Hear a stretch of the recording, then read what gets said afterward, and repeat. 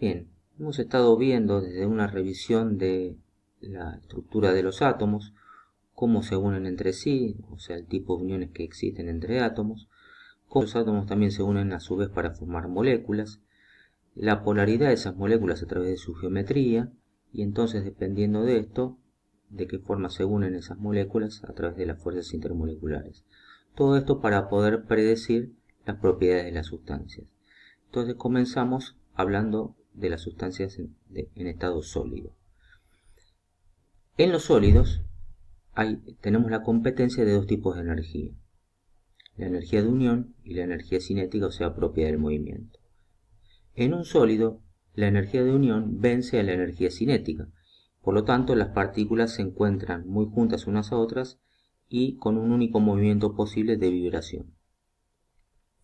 Esto hace que los sólidos tengan forma propia y volumen propio y sean incompresibles, o sea, no se los puede comprimir.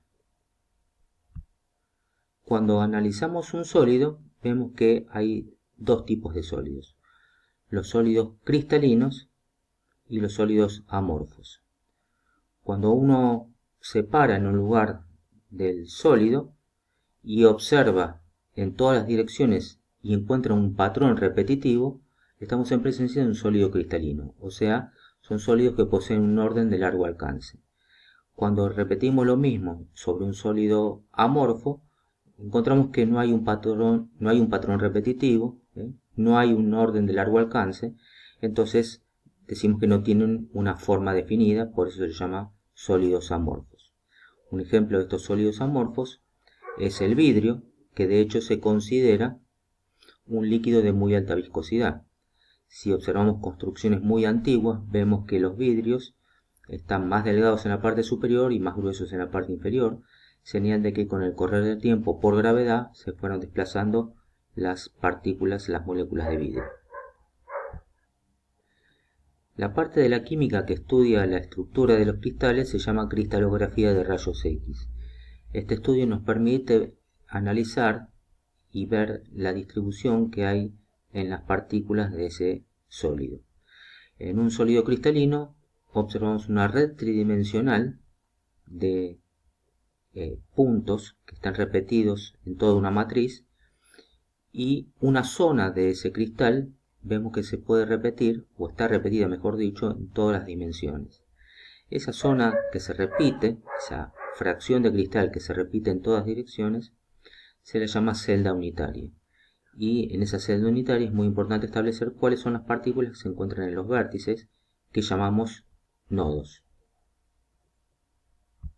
Cuando analizamos todo lo que nos rodea, los sólidos que nosotros observamos pueden ser únicamente de cuatro tipos: sólidos de red covalente, sólidos metálicos, sólidos iónicos o sólidos moleculares.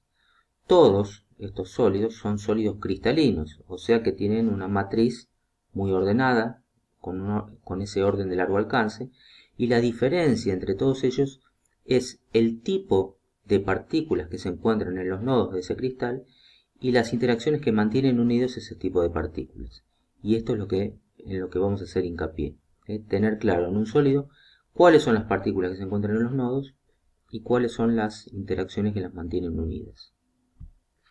El primer sólido que analizamos son los cristales de red covalente.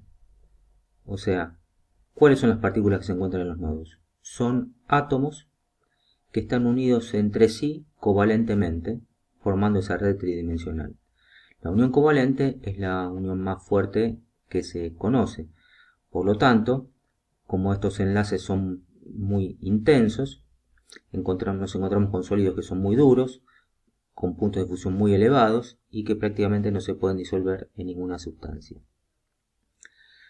Son el menor tipo o la menor clase de sólidos que conocemos, o sea, muy pocos ejemplos. El grafito, que son todos átomos de carbono unidos entre sí en una geometría plana triangular. El diamante, que también son átomos de carbono pero en una geometría tetraédrica. El cuarzo, con una geometría tetraédrica pero átomos de silicio unidos a dos oxígenos. El carburo de silicio, con también una geometría tetraédrica, el nitruro de boro, y el grafeno, hoy también considerado un derivado del grafito, con propiedades eléctricas muy importantes. Así como hablamos de los sólidos covalentes, donde las partículas que se encuentran en los nodos eran átomos, también en los metales las partículas que se encuentran en los nodos son átomos metálicos. Y la unión que los mantiene unidos entre sí es la unión metálica, que ya vimos que los metales tienen esa tendencia a perder electrones en su último nivel, y por lo tanto se trata de una red tridimensional de cationes, donde los electrones que cada átomo perdió forman una marea de electrones deslocalizados que mantienen unidos a toda la red. Entonces, ¿qué propiedades les da esta estructura? Los metales pueden ser desde muy blandos hasta muy duros. Puntos de fusión pueden ser desde bajos hasta muy altos. La movilidad de electrones es lo que explica que sean excelentes conductores del calor y la electricidad. Y son dúctiles y maleables. O sea, dúctiles es que se pueden producir hilos o alambres muy delgados de metal, y maleables es que se pueden producir láminas muy delgadas de este metal. Finalmente, los sólidos iónicos tienen esa red tridimensional donde en los nodos se encuentran iones, de ahí el nombre, y la unión que los mantiene unidos son las fuerzas electrostáticas, que como hemos visto dependen de la intensidad de las cargas y de la distancia. Cuanto menor es esta distancia, mayor es la intensidad de la fuerza, y cuanto más intensidad tienen las cargas, también mayor es la intensidad de la fuerza. Y tenemos ejemplos de la mayoría de las sales. ¿Sí? Generalmente lo que nosotros vemos acá es una celda unitaria con forma cúbica, o sea, es un cubo que repetido en las tres dimensiones genera todo el cristal. Fíjense que hasta ahora hemos hablado de tres tipos de sólidos, y en todas la partícula que se encuentran son todos átomos, ¿no?